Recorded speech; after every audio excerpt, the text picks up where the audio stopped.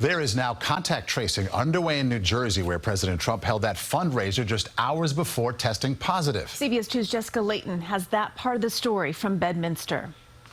Tournaments on the links of Trump National Golf Club in Bedminster continued Friday, while concern over the president's positive COVID test spread in town. Now I'm worried about all the people that were there without masks last night. President Trump confirmed he was infected hours after holding a fundraiser at his namesake club in New Jersey. The event was attended by a couple hundred guests, including comedian and radio host Joe Piscopo. Top of his game. His voice was strong.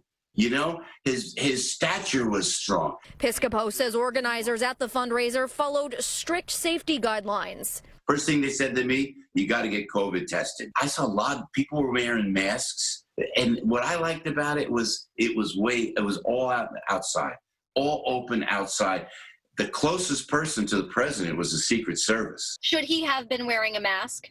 Oh, no, because he was so far away. There were 19 of us, and we were in a table set up to make a rectangular formation. This doctor was part of a group invited for a smaller meeting with President Trump, where he says they discussed China, the economy, the debate, and the coronavirus vaccine.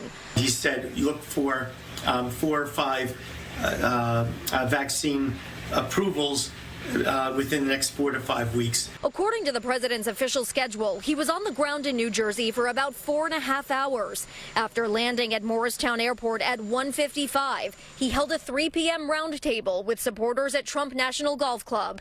3:45, he makes remarks at his fundraising reception. At 4:55, he left, eventually arriving back to the White House at 6:30 p.m.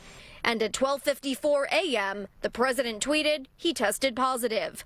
We now know prior to the president's positive test, he knew close advisor Hope Hicks was infected, and he still came to Bedminster. The election's coming. I think he feels he needs to do it, but still, the safety of everyone should be a priority.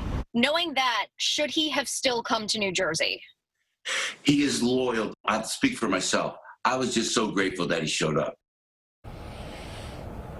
And now as the state begins contact tracing, Governor Murphy is urging anybody who was at this fundraiser to take precautions. That means getting tested for COVID-19 in a couple of days, then self-quarantining, and then getting tested again. That's the latest live from Bedminster, New Jersey tonight. Jessica Layton, CBS 2 News.